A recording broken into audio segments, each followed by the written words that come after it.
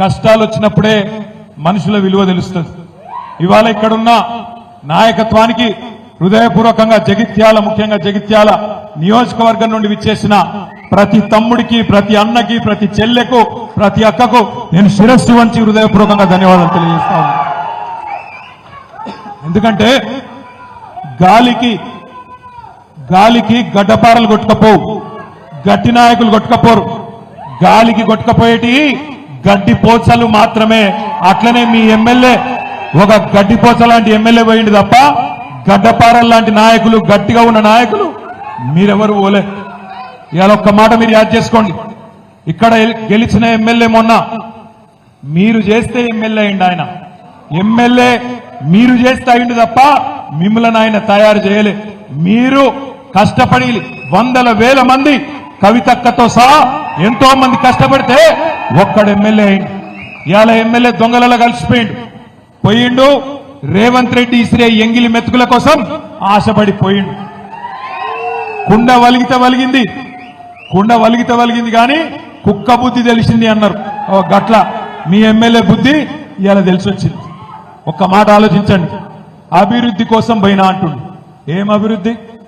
ఏం చేస్తా అన్నాడు రేవంత్ రెడ్డి? కేసీఆర్ జగిత్యాల జిల్లా చేస్తే నేను జగిత్యాల జిల్లా రద్దు చేస్తానందుకు పోయినవా?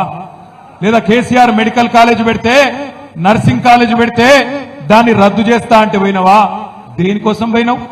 కేసీఆర్ 4500 డబుల్ బెడ్రూమ్ ఇల్లు మీ జగిత్యాలలో ఎక్కడ లేదు. రాష్ట్రంలో సిరిసిల్లలో లేదు, సిద్దిపేటలో లేదు, గజ్వేల్లో లేదు, కోరుట్లలో లేదు, ఎక్కడ లేదు. మీ జగిత్యాలలో 4500 డబుల్ బెడ్రూమ్లు కేసీఆర్ ఇస్తే దాన్ని అలా రద్దు చేయమని పోయినవా? దేనికోసం పోయిండు మీ ఎమ్మెల్యే? ఏ అభివృద్ధి ఆశించిపోయిండు? ఒకటే ఒక్క అభివృద్ధి ఆయన ఆశించింది. వాళ్ళ ఇయ్యపోనికి బిల్లులు రావన్నట, ఈయన రస రాగద్దట. గంతే, ఏం లేదు. ఆయన సొంత అభివృద్ధి 4 డబ్బులు సంపాదించుకోవాలనే తాపత్రయం తప్ప మీకోసమో, ఊర్ల కోసమో, జగిత్యాల పట్టణం కోసమో పోలేదు. దయచేసి నేను మిమ్మల్ని కోరేది ఒకటే, మీ వల్ల ఎమ్మెల్యే అయ్యిండు, మీరు చేస్తే ఎమ్మెల్యే అయ్యిండు. నిజంగా రేషం ఉంటే డాక్టర్ సంజయ్, రేవంత్ రెడ్డి, నేను ఒక్కటే అడుగుతున్నా, దమ్ముంటే పదవికి రాజీనామా చేసి తిరిగి ప్రజల దగ్గరికి రా. చెప్తారు నువ్వు చేసింది కరెక్టా కాదా, ప్రజలు చెప్తారు. మీకు ఒక 2 విషయాలు నేను చెప్పాలా. మొదటిది ఏంటి అంటే, కొంతమంది అంటాను, అన్నా ఆనాడు మనం అధికారం ఉన్నప్పుడు కూడా కాంగ్రెస్ వాళ్ళని చేర్చుకున్నాం కదా, కాబట్టి ఇప్పుడు వాళ్ళు చేసేది కూడా కరెక్టే అని కొంతమంది అక్కడక్కడ కాంగ్రెస్ వాళ్ళు సన్నాయి నొక్కులు నొక్కుతారు. మనం చేసిన దానికి, వాళ్ళు చేసిన దానికి తేడా ఏందో మీకు తెలవాలి. ఈ పార్టీ ఫిరాయింపులు ఎవరు చాలు చేసిండ్రో కూడా మీకు తెలవాలి. ఒక్కసారి దయచేసి గతంలో చూడండి. ఈ భారతదేశంలో ఆయారాం గయారాం అనే కల్చర్, అనే సంస్కృతి, ఆ విష బీజానికి ఆనాడు మొక్క దొడికింది ఎప్పుడు అంటే, ఆనాడు కాంగ్రెస్ ప్రభుత్వం శ్రీమతి ఇందిరాగాంధీ గారు ప్రధానమంత్రిగా ఉన్నప్పుడే హర్యానా రాష్ట్రంలో ఏ ఎమ్మెల్యే గెలిచినా వాళ్ళని గుంజుకునే సంస్కృతికి శ్రీకారం చుట్టిందే కాంగ్రెస్ ప్రభుత్వం. అందుకే భారతదేశంలో అంటారు, ఆయారాం గయారాం అనే సంస్కృతిని ఈ దేశ రాజకీయాల్లో తీసుకొచ్చిందే కాంగ్రెస్ పార్టీ. ఆ తర్వాత 2004లో మనతో పొత్తు పెట్టుకున్నారు. పొత్తు పెట్టుకొని మన ఎమ్మెల్యేలు 26 మంది గెలిస్తే, ఆనాడు అప్పుడున్న కాంగ్రెస్ నాయకులు, అప్పుడున్న కాంగ్రెస్ ప్రభుత్వం మన 10 మంది ఎమ్మెల్యేలను ఆనాడు ఆ పార్టీలో కలుపుకునే ప్రయత్నం చేసింది.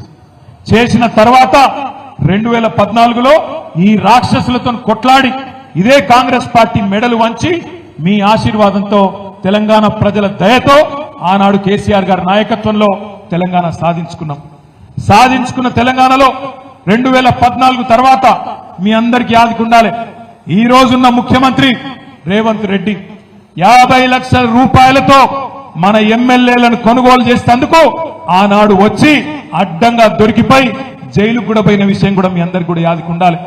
ఆ రోజు మన ప్రభుత్వాన్ని పడగొట్టే ప్రయత్నం చేస్తే, మన ఎమ్మెల్యేలను పైసలు పెట్టి ఎత్తుకపోయే ప్రయత్నం చేస్తే, తెలంగాణ కొత్త రాష్ట్రంగా ఏర్పడ్డా వీళ్ళు నలుపుకోలేకపోతున్నారు. నడపచాతన అయితే లేదు వీళ్లకు పరిపాలన దక్షత లేదు, దమ్ము లేదు, రాజకీయ స్థిరత్వం లేదు అనే పరిస్థితి వస్తే, ఆనాడు తెలుగుదేశం పార్టీ, బీఎస్పీ పార్టీ ఆ రోజు 3/2 మంది మన పార్టీలో విలీనమైంది. మన పార్టీ ఒక్కొక్కరిని ఎమ్మెల్యేలను తీసుకోలే, రాజ్యాంగబద్ధంగా రాజ్యాంగంలోనే ఉంది. ఏదన్నా ఒక శాసనసభ పక్షం 3/2 మంది గనక వచ్చి ఇంకో పార్టీలో చేరితే అది రాజ్యాంగబద్ధం అని చెప్పి, చట్టబద్ధం అని చెప్పి రాజ్యాంగంలో ఉంది. మనం ఎన్నడూ రాజ్యాంగాన్ని తుంగలదొక్కలేదు, చట్టాన్ని తుంగలదొక్కలేదు. బీఎస్పీ 2 ఎమ్మెల్యేలు గెలిస్తే వాళ్ళిద్దరు వచ్చి చేరిండ్రు. 15 మంది టీడీపీ ఎమ్మెల్యేలు గెలిస్తే 10 మంది వచ్చి చేరిండ్రు.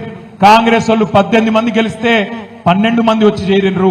రాజ్యాంగబద్ధంగా 3/2 మంది శాసనసభ్యులు వచ్చి చేరిండ్రు తప్ప ఒక్కొక్కడు వచ్చి ఒక పార్టీలో గెలిచి ఇంకో పార్టీ కండువా కప్పుకోలే.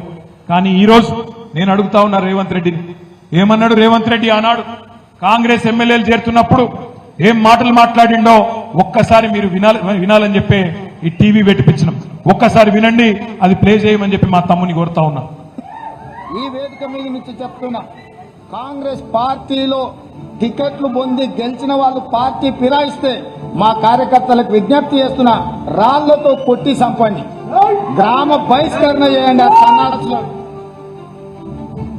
మీ చెమట మీ రక్తాన్ని దారపోసి భుజాల మీద మోసి మీరు గెలిపించి శాసనసభకు పంపిస్తే ఈ సన్నాసులు ప్రలోభాలకి లొంగిపోయి పార్టీలు ఫిరాయిస్తున్నారు.